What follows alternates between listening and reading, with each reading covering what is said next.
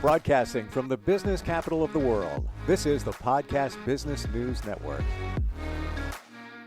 Stop trying to be perfect. Stop it. Don't do that anymore. Why are you doing that? Well, let's look at why you're doing that versus some alternatives. And I believe that many of us try to be perfect in certain areas. Guilty as charged. Tell you a story in a little bit. First, I want to bring her in here. She is a interior designer, but also offers so much depth when it comes to the way we think, the way we approach things, also the way she approaches her projects. She's our professional of the year. Kayann from Kayann Creations is back. How's it going? Going good. Just trying to be perfect, every Is day, there all day. does perfect exist? Does it exist? I don't think so, honestly. I think it's more of like an ideology of like perfectionism. It's in some people's mind, like everyone's got a different vision of what perfect is, right? But is it such a toxic trait where we're either striving to be perfect or we're settling for mediocrity? So I call it, this is my new term of the day, unaligned spinal action, because I think of it like scoliosis of your brain, basically. So you're trying so hard to like get everything lined up perfectly, and then there's that one glitch, and you're like, I just can't get that one missing piece or that one ingredient, or like maybe I'm just not doing it because I'm lazy in the moment and I can't get to that position of power and success that I want because I'm missing that one key ingredient. Hmm. And what could that key ingredient be? Just something that you can't get to make it perfect? Yeah, I mean, so for example, so all day today I've been working on writing up a quote, just design related for a second, of this really like in-depth, like solar panel motorized set of blinds for a big window order. And there's all these like little pieces that are involved to make this whole thing work. And the main part, so I wrote the whole thing up and I missed the whole main part was like the actual motor. I forgot to put it in there. And I went back and looked through it. I'm like, oh my God, I didn't put the motor in. And it's like that one key thing could make the whole thing fall apart and just not work. Right. So it looks fluffy and great and big from like the exterior. But if you're missing the one key part and component to make the whole thing work and operate, you're not going to be successful. Bottom line. And that can go with anything in life, honestly. It could be like your business plan. You could have a really solid idea, but you don't have the one piece that is so key and important for the business plan that you're not implementing, that it's like you're working towards something, but you're not getting results. Why aren't you getting results? Because you're missing that one piece. Why do we try to be perfect? Why do you try to be perfect? I don't know.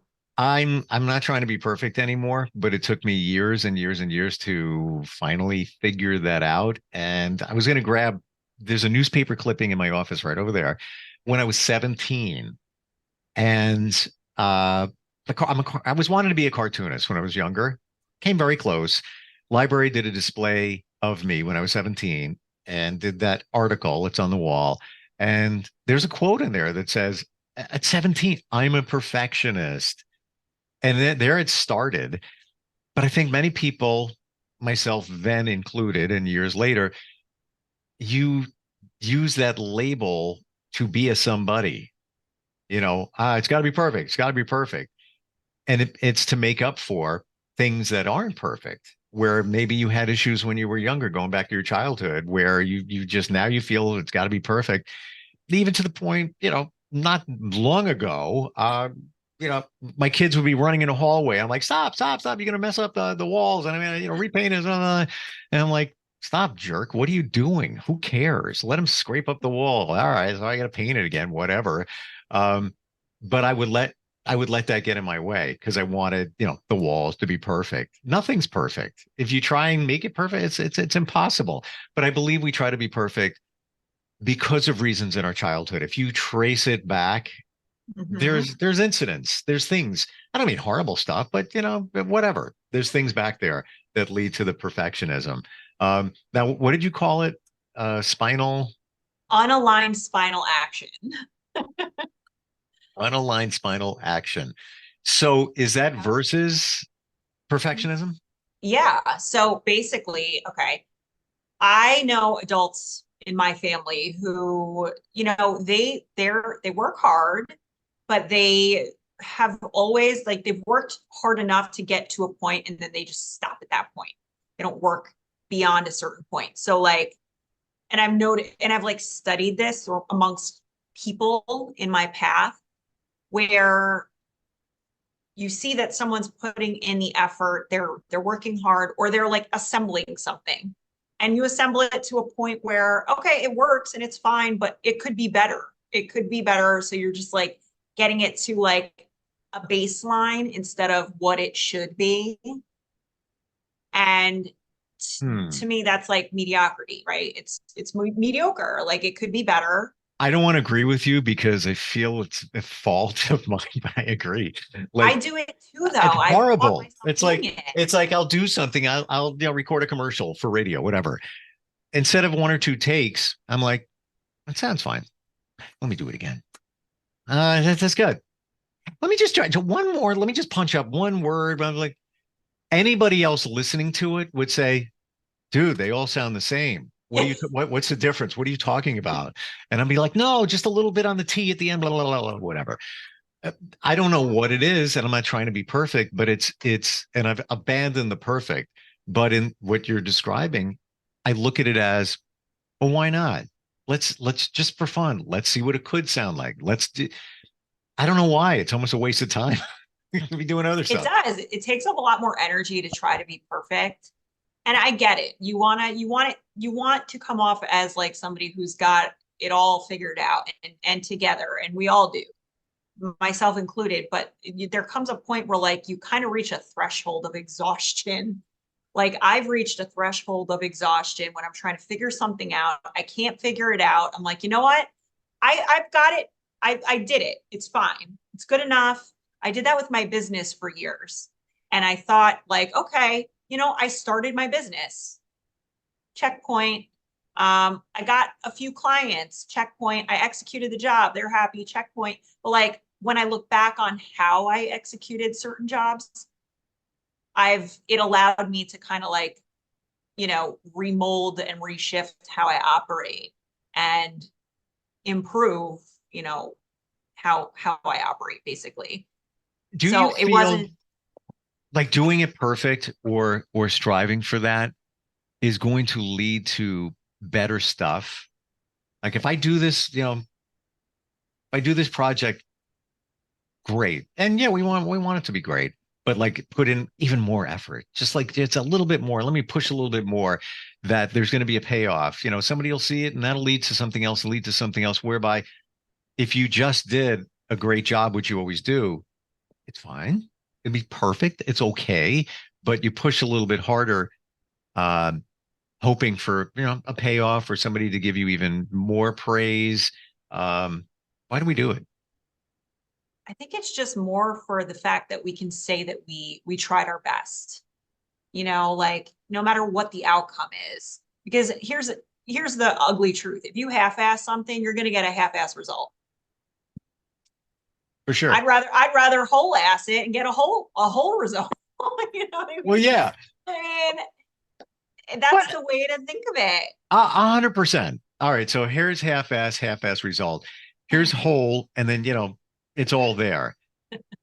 If you were here and this you put in just a lot of effort and maybe not as much here, is this good though? Would it be good for some people? I guess it would be. Yeah. For the people that are comfortable with that medium baseline, that's what I think. And I don't know if this really is the right way to say this, but that's what I think separates people of high success versus people who are like, they're successful, they're doing things, they're showing up each day versus the people that are just comfortable. How do you differentiate? You got the good enoughs. It's good enough. It's good enough. It's all right. It's all right. Okay, good for you. That's fine. Then the people over here that try to excel, But then you have a layer on top of that of perfectionism where it's almost, I don't want to say obsessive, but it's you're just trying too hard and you could be here. You don't want to be the good enough, but you want to be over here. Right. How do you dial it back to get back from the perfection part to the it's real good. It's not the good enough, but it's real good. And the perfection side here, it you don't need to go there. It's not going to make a difference. Maybe in your mind you'll feel that you put more effort in. I think that people who strive for that real true perfection, they reach a burnout point.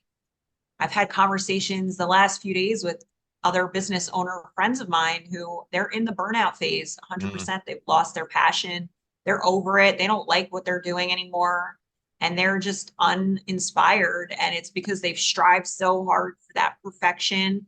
And the minute they're not getting that result they want instantly, or even after like a lot of time that's been put into something, you're just so tired at that point. It's like, why am I doing this? Why am I working so hard for perfection when no one else seems to even acknowledge it? right. It's just it's self-acknowledgement at that point. Yeah. Yep. And do you feel that if you don't put the extra effort in and there's a failure, that now you're going to have to sit with it? Well, you know what? If I put the effort in, it wouldn't have failed. That's what it is. Okay. But now if you put the extra effort in, at least you know in your mind that, yeah, I did it. I did. I put everything into it. I couldn't do any more. Albeit it may have taken twice, three, five times longer, and you could have been getting other work while you're focusing on this one project. But at least you can say, and I'm not saying this is the right answer, but at least in our minds, we can say, well, I did all, and that's the best it can be. And if there's a failure, whatever that might be, then at least you feel better that you've taken every effort to avoid a failure. Yeah.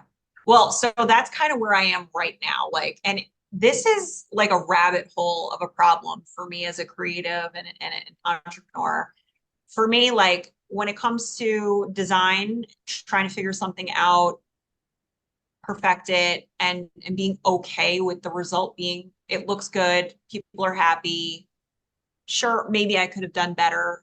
Maybe there's a lot of maybes, but also like in my personal life, like with the other creative projects I'm working on, like when I'm doing a photo shoot or when I have a specific goal that I need to meet, it's important for me to show up and do the extremities, like to get the result that I want. So I can say when I get to this point, if I'm not satisfied with what the result is, at least I could say I really did try my best. So it's like a double-edged sword in a Yeah. sense. And you kind of have to just be okay with whatever at that point. And you really can't kill yourself energetically because at the end of the day, like, is it really worth it? It's a delicate blend.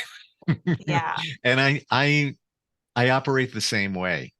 And it's a delicate blend, letting it go a little bit and not over, I don't want to say obsessing, but just really overdoing it and worrying about every finite detail. It's got to be Mhm. perfect. Whatever. It doesn't really need to be in our minds. I agree. Like we want to say, put in 100% and maybe 110%. And if it didn't pan out, at least I can say I did my best. I did I couldn't do any more than I did right there. Makes you feel better, I guess. But in the end of all of it, you didn't really need to. The end result would probably be the same anyway, whether you put in the extra, 15% or whatever it might be. It's a challenge pulling away from that. Would you say you're less perfection driven now than you were, like, let's say a few years ago? I've definitely become more relaxed about it. I think I would say 2 years ago, I was destroying my brain, like trying to be perfect in every way possible. And honestly, so this bled into like taking shortcuts that I thought were going to lead me to success that cost me more money than anything in the world. And it like cost me my soul and my money and like trying to be perfect and try to get a perfect result by taking the shortcut to get there. It completely blew up in my face. Yep.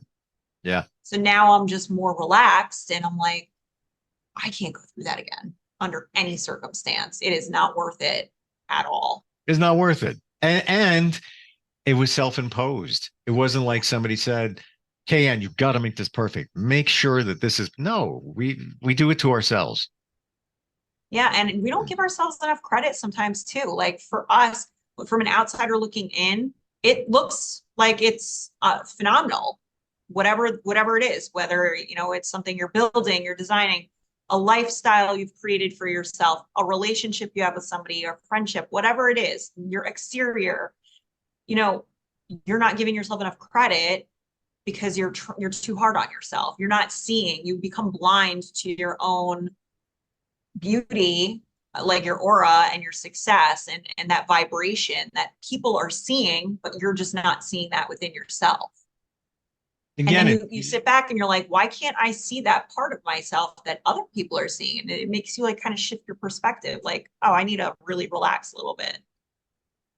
It's a wake-up call to get to that point where you can say, and I hate to say it's good enough, because those are the good enoughs that we talked about before. I don't want it to be good enough, but I want it to be over here where it's really good. And that layer on top of it, it's almost negligible. Like you don't even have to worry about that. Nobody's going to know the difference. When I was younger during cartoons, if you could see my garbage pail of piles of board and stuff, that the medium that I used, and here I only have one to show for it. And if you looked at all the other ones, they look the same. Maybe just one little line that I was picky about. I was like, nope, gotta be nope. Throw it down there, do it again. I wish I could go back. Like if you could go back to your younger self and say, why did you worry about that stuff? You don't need to worry about it. You really don't. Because in that moment, you don't realize that it's not that important.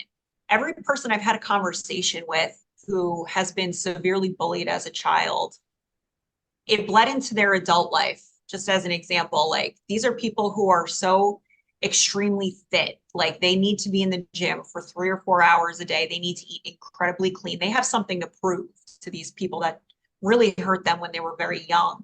And it's to a point where like they can't even be at peace within themselves because they're striving for this crazy perfection based on something they've experienced as a kid at a very young age. And I feel like, just like you said earlier, things like that, anything that could have happened early on in life, it kind of creates this projection in your mind that you have to like work through that or like prove a point to some degree by being overly perfect. And it's not an exciting life to live. You have to do these things for yourself. You have to do these outcomes of success should be for your moral compass, for your values. What is in alignment with what you're trying to build here for your life. It's not to prove to, like little Jimmy back in the 3rd grade who called you fat or whatever. You know what I mean? Like it's So more to that. There's so much more to that than life. you just described my life. I was bullied as a kid because I was the fat kid. And that's where a lot of my perfectionism came from. Not even kidding. And when I was in my 20s, as a man, I had a 28-inch waist. WTF. Wow. I'd eat a bowl of cereal a day and I'd be fine with that. And then that was it. And it got to a point where, I wasn't obsessed, but I was just like, that was me. And then I got to a point where I was like, years ago, just let it go. Let it go. Is it on my radar, to stay healthy and fit and everything? Yeah, absolutely. But it came from just what you said. And bullied on the playground. I'm the kid, didn't get picked for dodgeball, wasn't on the team, just would walk around looking for something to do while everybody else over there playing. But yeah, that's where the perfectionism for me came from. 100,000%. It's understandable. I mean, you can use that. You can use those moments as a catalyst for sure to make you want to be self-motivated, to be better. And I don't think there's anything wrong with that at all. I mean, I was also very severely bullied as a kid. I had lunch meat thrown at me every day at school. And I would have eaten it. I used that as like my motivation. Looking like after that, I was like, I'm done. I'm not dealing with this anymore. I'm gonna make the best of myself. I'm gonna make something of myself, and I'm gonna just prove to anyone out there that like you can come out of this and you can do something really fantastic with your life, and it doesn't have to define you. Mm-hmm. Because those moments and those years, they don't matter. They don't define what 35-year-old Kristiann is gonna be. No, and just like those moments don't define you either, but it is a great catalyst for us to use as self-motivation to be better and to really pull those parts out of us to be as successful as we can be. But we have to remember, like, we're only human. We can't drain our souls like to be overly perfect. But those things are still stuck in us.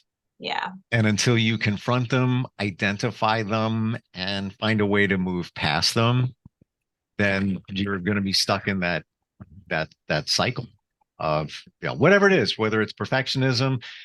But even though I've dealt with it and all of that, all good, I still believe do the best you can, you know. And if that means putting in extra effort, then that's what you do. You know, it doesn't have to be perfect, but if you're going to do something, do it right. Just Exactly.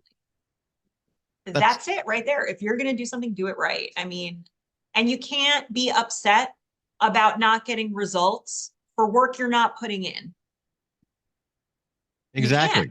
I have to tell myself that every single day, every day that I get out of bed. That is my mantra, because there are days when I'm like, I'm just not doing this today. I'm not going to do it. And if I'm going to do it, I'm going to do like little lulls. And I'm like, no, I'm just not going to be satisfied at the end. So you have to put in what you want to get out of it. Well, that's a really good point. If you're not into it at the moment, then don't waste your time. Wait till you're ready to jump in and really dig into it. I have tons of ideas, and I have to build out websites for different business niches. I haven't had time to do it, um, but it's my own fault. You know, I'm like, I could be, you know, that could be working really well. You didn't put the time in. It's not going to happen. It's just not. And even my web developer just messaged me before. He's like, "Do you have the content for that thing you wanted me to work on?" I'm like, "Yeah, no, I haven't had time because I've been doing other stuff." But that's on me, and I can't expect it to work because I didn't birth it yet. So Yeah. I got to find the time to do it.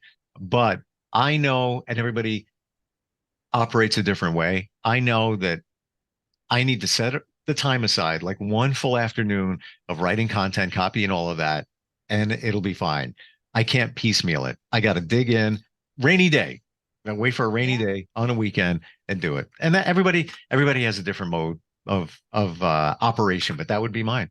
That works for me. Mine is at night when it's dead quiet and Yeah. I can't find ways to be distracted. And I know like the world is asleep. That's when I am on my computer doing all the things that I said I was going to do during the day that I just can't bring myself to do because of outside noise. You lie. You go to bed at 9:30 every night. Well, lately I've been going to bed at 9:30, but on a good day, Okay. All I'm right. getting things done. See, I can't do that at night because I power down, and I'll even lay on the couch. I'm like, I'm gonna watch TV tonight. I don't watch TV. I never watch TV. I'll get on my phone and then, you know, pet the cat, dog, whatever, and then you know, that's it. That's the end of the night. I can't do that. Yeah, Yeah. everybody's different. I know I would not have the energy at the end of the day to do that. I wish I could. I wish I could do that. I'd probably extend my day. Or, you know, the other thing is wake up earlier.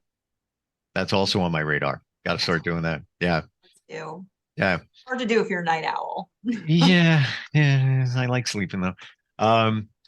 This is just a part of the way you operate in terms of how you approach projects. I mean, if I'm going to hire anybody, it's going to be you because, you know, you're like borderline perfectionist. What's your website again? It's Creations and Design.com. Awesome. Always great talking with you. You too. Yeah. Feeling All right. reinvigorated, Yeah. inspirational. I have to set the goal. The end of the week, I'm going to have that website done. Just pray for rain. That's all. And we'll talk soon. Okay. Sounds All good. right. We'll right back. Are you looking for even more of the podcasts and hosts that you love? The Podcast Business News Network is proud to announce that you now have even more ways to listen live. Check out the MyTuner Radio, online radio box, and Simple Radio apps on iOS and Android, or find us online. Search for Business News Network on mytuner-radio.com, or search Podcast Business News Network on streama.com and onlineradiobox.com/US. Take your podcast on the go and don't miss a minute of the action.